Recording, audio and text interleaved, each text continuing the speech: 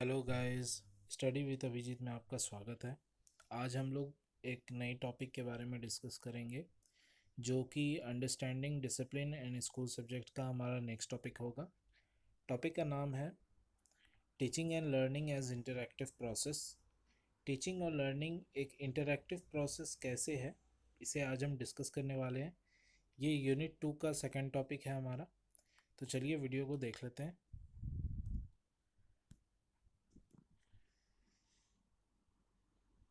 सबसे पहले teaching and learning as interactive process में हमें क्या देखना है कि टीचिंग एंड लर्निंग एक इंटरैक्टिव प्रोसेस क्यों है।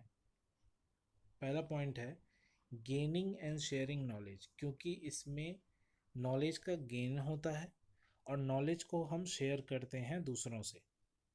सेकंड पॉइंट कहता है valuing the learning of other, दूसरे की लर्निंग का वैल्यू करना, यानी कि हमेशा ये नहीं सोचना कि हम जो जानते हैं वही सब कुछ है, दूसरे की जानकारी की भी कद्र करना। थर्ड पॉइंट कहता है appreciating the different context in which learning and teaching both occur and apply, यानी डिफरेंट डिफरेंट जो सिचुएशंस आते हैं लाइफ में और उससे जो हम सीख लेते हैं, उससे जो हम लर्निंग करते हैं या टीचिंग करते हैं, उसका कद्र करना। Effective teaching is about developing learning is an interactive construction of idea rather than solely sharing of idea, यानी कि effective teaching उसे ही कहा जाता है जब हम एक लर्निंग को डेवलप कर पाते हैं एक इंटरैक्टिव कंस्ट्रक्शन ऑफ आइडिया करके, यानी कि एक दूसरे से आइडिया शेयर करके, ना कि खुद का आइडिया किसी पे थोप कर। फिर आता है फिफ्थ पॉइंट कम्युनिटी इंगेजमेंट, यानी teacher actively and purposefully interact with others.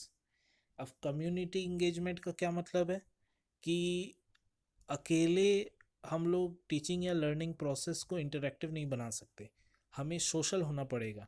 एक दूसरे से मिलजुल कर हम किसी भी टॉपिक को अच्छे से समझ सकते हैं और टीचिंग को और इफ़ेक्टिव बना सकते हैं।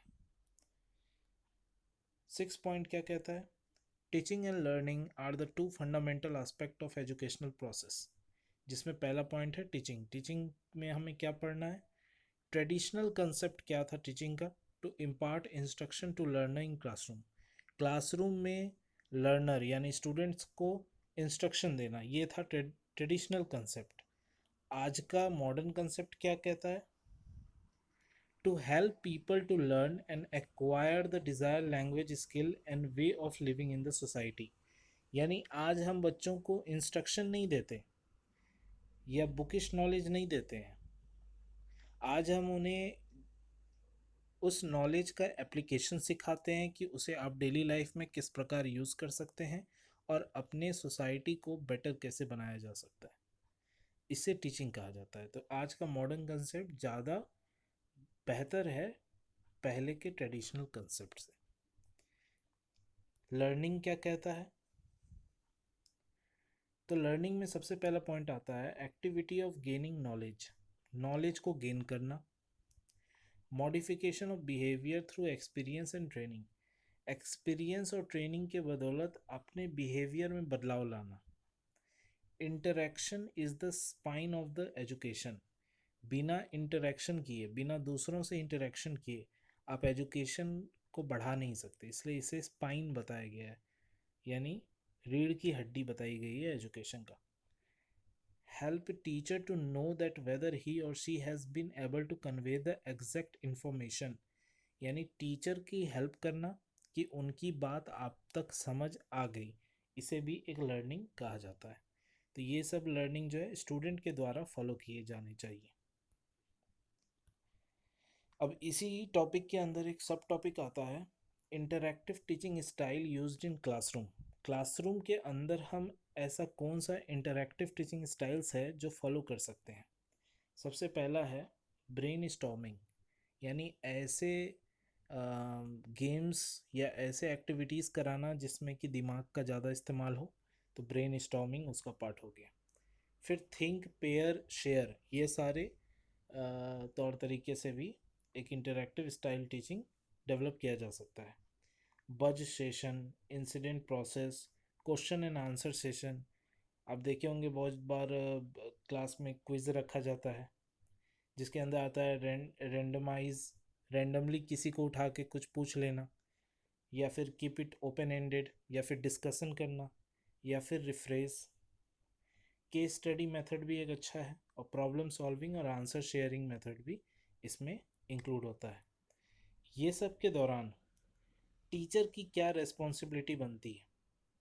सबसे पहला है इंकरेज स्टूडेंट फॉर पार्टिसिपेशन।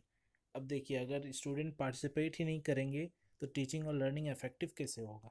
तो सबसे पहले स्टूडेंट को इंकरेज करना कि वो पार्टिसिपेट करें। Use questions that stimulate response and encourage discussion. ऐसे क्वेश्चंस को उठाना जो कहीं ना कहीं डिस्कशन का रूप ले सके। फिर use teaching aid that are appropriate for giving answers. ऐसे टीचिंग एड का यूज़ करना जो कि बच्चों के लिए बेनिफिशियल हो। और फोर्थ पॉइंट है क्रिएट पॉजिटिव लर्निंग एनवायरनमेंट। यानी आपका क्लासरूम का एनवायरनमेंट पॉजिटिव होना चाहिए कि बच्चे इंगेज हो सकें अपने एक्टिविटीज़ में और बेटर परफॉर्म कर सकें। ये सब रिस्पॉन्सिबिलिटीज़ हैं जो टीचर को करने हैं एक क्लासरूम को इंटरैक्टिव और इंटरेस्टिंग बनाने के लिए। तो आज के वीडियो के लिए इतना ही। अगर आपको वीडियो पसंद आया हो तो प्लीज़ वीडियो को लाइक करें। कोई क्वेरी हो तो आप मुझे कमेंट भी कर सकते हैं, और चैनल को सब्सक्राइब कर लें ऐसे रेगुलर वीडियोस पाने के लिए। Thank you for watching.